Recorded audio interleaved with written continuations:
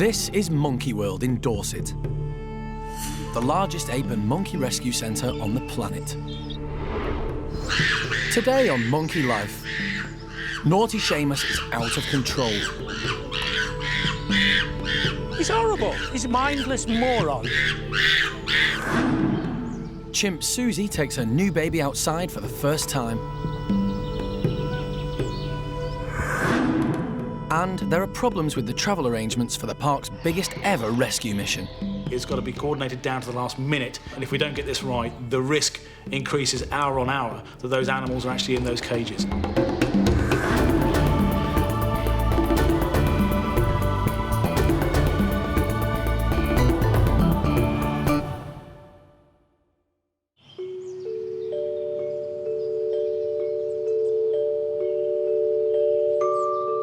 It's early morning at Monkey World, and some of its residents are having a lie-in.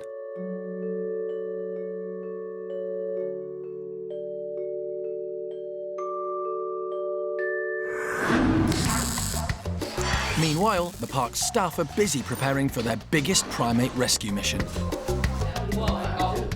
Monkey World has agreed to rehome almost 100 capuchin monkeys being retired from a research laboratory in Chile, South America.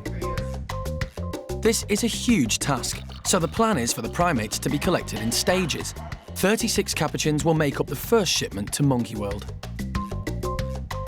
Keep in mind that this isn't like they all have to cram in there and then that's it. We've got the holding areas up top here. The team has spent weeks organising the new, tailor-made house and enclosure builds. Even the transport boxes have Monkey World's personal touch. We like to take it a little bit further and try and design for comfort, because a lot of the time we're transporting animals on very long journeys. So what we sat down and did is take the basic design then. You have to decide how big you want the box, because a lot of the time you presume bigger is better.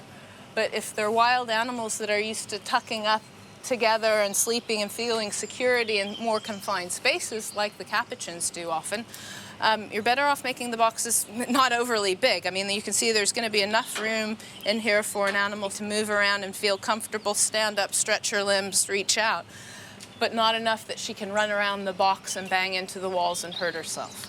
So I think it's perfect size.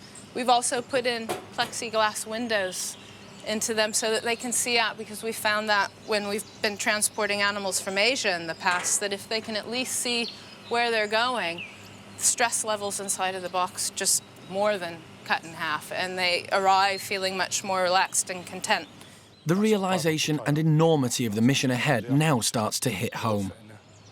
I know when you start seeing all of the boxes lined up in all of the windows and knowing that each one of those windows represents another face that you're going to have to look after and care for the next I don't know how many years, it's a bit of a daunting task, but really quite excited.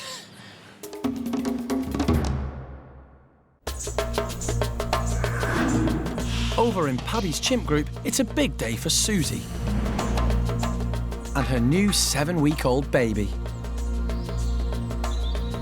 This is the first time they've been outside since the birth. Chimp life can be volatile, and Susie's taking no chances with her precious infant. She keeps a safe distance from the rest of the group.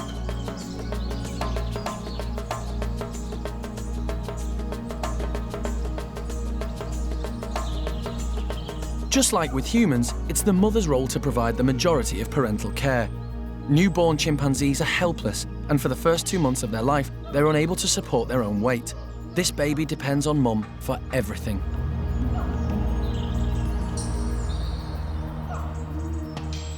But Susie is an experienced mother. She still shares a close bond with her firstborn, 6-year-old female Eddie.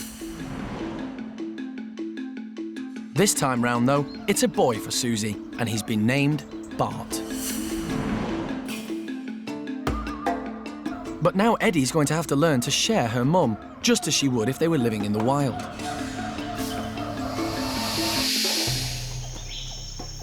When another baby's born, the elder sibling will remain close to their mother, but spend more time with the other members of the troop. This allows mum to provide protection and nourishment to the newborn.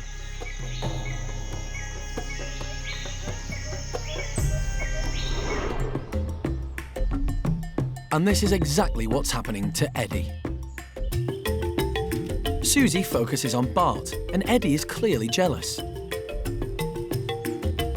She's never been blanked by her mum before and wants her attention. But when Susie walks off, it's becoming clear to Eddie that she's going to have to share her mother. Later, will Eddie calm down and be allowed to make contact with her baby brother? And with naughty Sheamus, his cheeky behaviour is getting so out of control, there's nothing animal manager Jeremy can say or do to help. You're not taking me seriously, are you?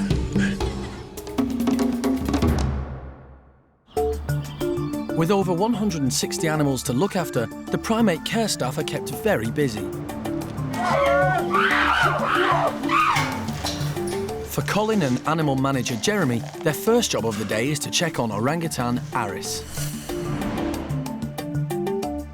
Yesterday, he moved from the Orang nursery into Gordon's adult group. His first meeting with Gordon went well, but as Gordon can be unpredictable, Jeremy wasn't keen to leave them alone. Instead, the 4-year-old was teamed with female Xiaolan. They were left together overnight, and the team are keen to see if Aris and Xiaolan are still getting along. Xiaolan is still doing all the right things. She's initiating play, she's been really friendly. He's joining in now, and he's actually starting games himself. So, all in all, it's going really well so far. This is good news, so Jeremy's keen to do another introduction.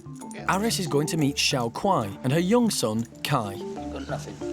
Jeremy has a unique relationship with the orangs, so he's able to go into the meetings. The thing is, I can have an influence over Xiao Kuai and Xiaolan and Kai, and I can diffuse negative behaviour.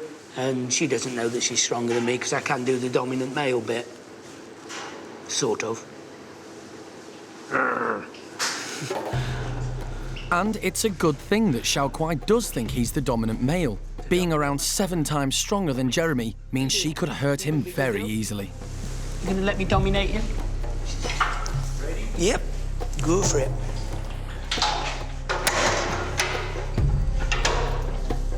Now I'm gonna go through first. Xiao Kuai is keen to go through, but it's food rather than Aris that is tempting her. Well, you just walk past and she's just trying to find see if there's any grub or anything. While Mum is occupied, Aris is eager to introduce himself to young Kai. Good boy. Tearing herself away from the food, Xiao Kuai is close behind, as is Jeremy. No, I'm not playing rough games with you. We're doing an introduction here. And Aris shows them why he was so popular in the nursery by turning the meeting into a good old play session. We've got a bit of bonding going on here. Aris is a streetwise lad, which seems to be helping his integration process. Before coming to the park, Aris lived with baby gorillas, where rough and tumble was all part of life. And Aris has brought his love of physical play to the orangutans. And they seem to love it too. Jeremy's quietly confident, so he's left them to it. But he and Colin will still need to keep a close eye on proceedings. Primate meetings are unpredictable, and this one could go from good to bad at any time. The only problem is if Aris gets a wee bit too excited and bites Kai too hard and Kai screams, then Xiao Kuai's going to get involved and... Yeah. But the thing is, Aris knows how to play with little ones. It isn't like we just dropped him in at the deep end. He knows how far he can go, and if you pull this bit too hard, he's going to get a negative response. Xiao Kuai doesn't seem to be overly protective at all. The thing is, they're all eating food and they're not fighting over it as well. That's right. There's no... any issues are positive ones, and as long as they don't escalate and become, too excited and too much of a problem, then there isn't a problem. It's a good job that Aris has bundles of energy, as he'll soon be living with Xiao Kuai and the other members of the group full-time.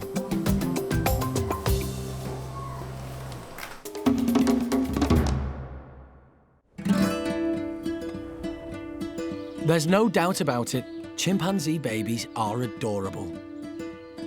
But they soon grow up. And some of them grow up into chimps like Sheamus. Sheamus was once the little thug of the nursery group, but the problem is, Sheamus isn't little anymore.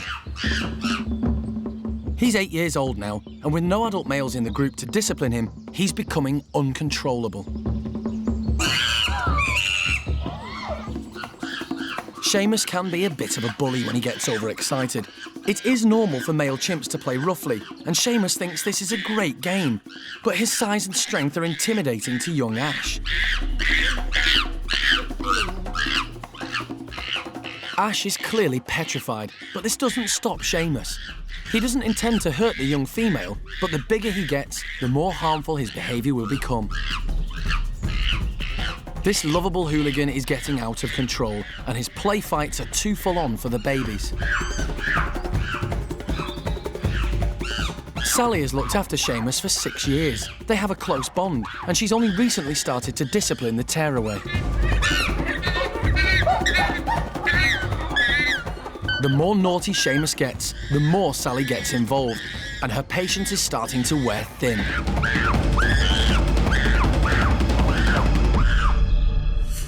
And later, it's not just Sally who has her hands full with Sheamus. Animal manager Jeremy has to get involved. One day, you're just going to get so much of that. You're going to get some of that. Is it time for Sheamus to move on? Your days are numbered, matey boy. And chimp Susie enjoys the perks of motherhood. She's being pampered by alpha male Paddy.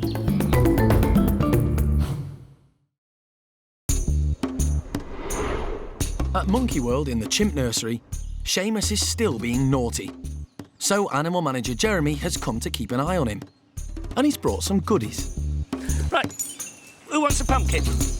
Got a pumpkin. Oh, sorry, Bri. But 8-year-old Sheamus isn't interested in treats. Terrorising the babies is what he does best. Why? Because there's always a bully. Everybody wants to be, but these are chimpanzees, they're revolting. They really are the most repulsive, revolting, disgusting, horrible animals that God ever created.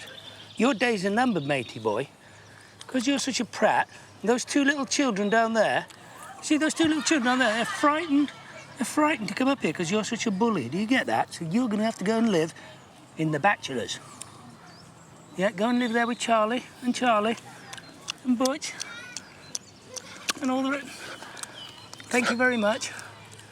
You're not taking me seriously, are you? Hey, excuse me. There's a troll lives up my nose and he'll have you. He will. The Bachelor boys are a rowdy bunch, so Sheamus should fit in perfectly. And although they can be volatile, they are actually one of the most settled groups in the park. Sheamus is younger and smaller than the rest of the boys, so hopefully they'll look out for him rather than see him as competition. The nursery is all over for Sheamus because he's just too big.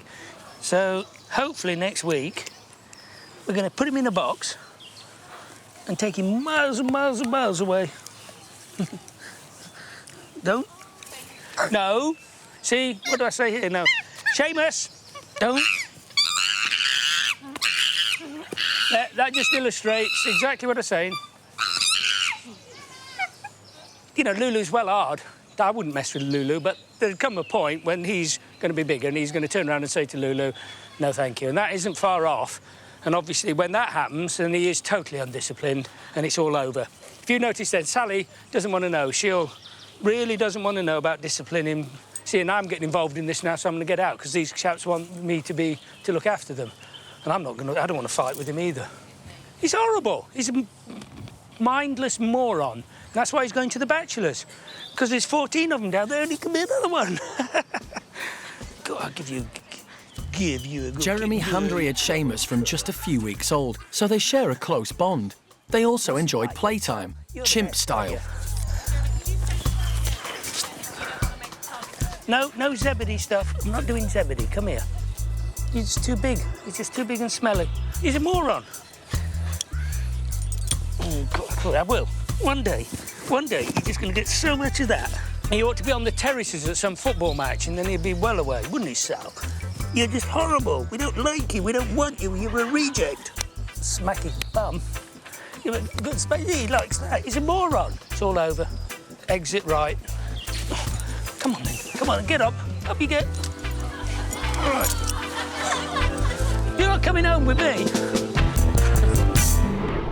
Coming up, could major transport problems with the capuchins affect their imminent rescue? So I don't want, under any circumstances, us to have breakdowns in the sort of lines of communication, because this is going to start to cause us huge problems.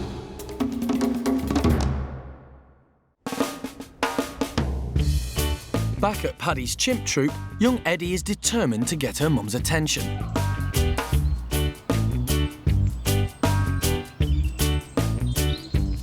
And Susie is finally giving her some quality time. Like humans, chimpanzees experience a long childhood and aren't considered adults until around 15 years of age.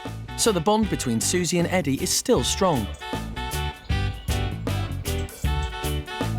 Now that Eddie's had some valuable mother and daughter time, she's off for some fun with her great friend, Buster. Young chimps like Eddie might crave affection, but older ones like Buster enjoy it too. Babies are cherished in chimp society, and for the mothers it brings a rise in their status. Being pampered by the alpha male is about as good as it gets for a female in the group. Paddy is happy to groom Susie, but he knows she isn't keen on him getting too close to his son just yet. For Eddie and her partner in crime, Buster, grooming is far too boring. Chimpanzee play is important as it helps them relax and have fun, which is what chimp life is all about. And while Eddie is occupied, Mum Susie can enjoy her popularity. At least until Eddie decides to muscle her way in again. With a high-ranking mum and alpha male as dad, Eddie can pretty much do whatever she likes. Susie isn't amused by her daughter's pushy behaviour.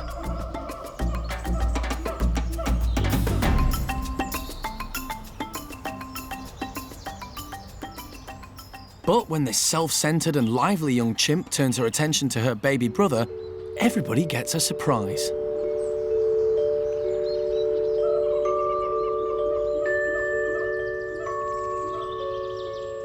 Under the watchful eye of perfect mum Susie, Eddie makes her first contact with Bart and proves just how gentle she can be.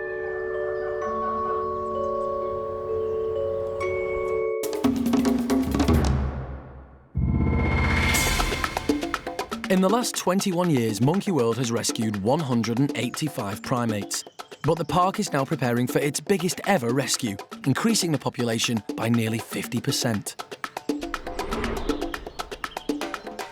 Almost 100 capuchin monkeys are being retired from a research laboratory in Chile, South America. The primates will be collected in stages, with 36 monkeys leaving first. It's a massive challenge, and everyone at the park has become involved in the design of their new homes.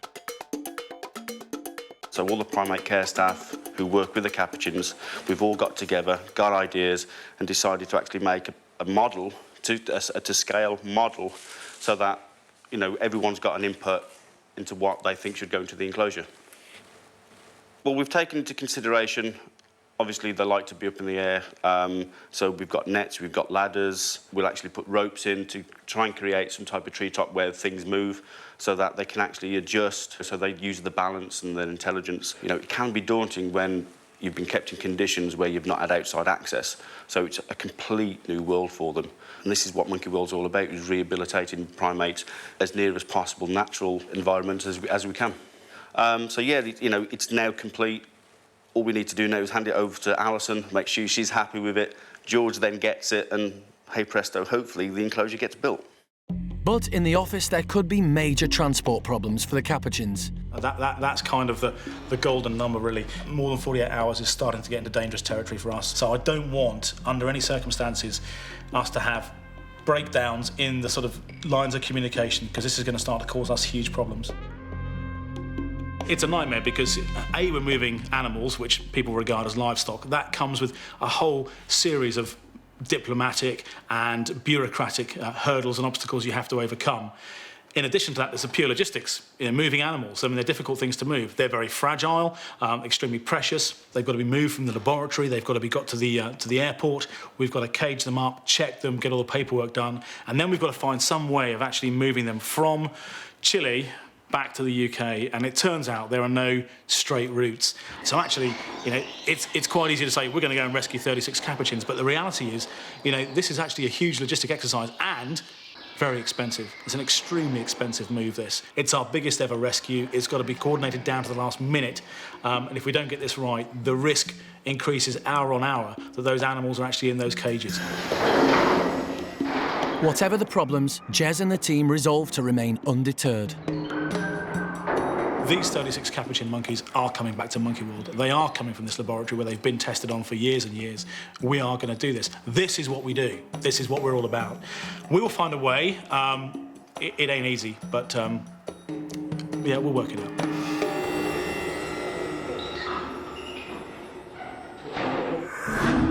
Next time, the rescue mission gets even tougher. We've been told that we can come over, pick up as many monkeys as we can take, and then that's going to be it. There is no future for the remaining ones that we leave behind. It's a tough decision. Do we take the 88, or do you play it safe, take your 36, and leave the difficult decisions to other people in Chile? Wildlife vet John Lewis does his final check on chimp Jimmy's leg wound. It never fails to amaze me how animals heal, and this is one of the best examples I've seen in years. And baby chimp Rodders has a broken tooth, but he doesn't seem to be in any pain. They don't bat an eyelid. They just don't bat an eyelid. Trust me, I'm not. God.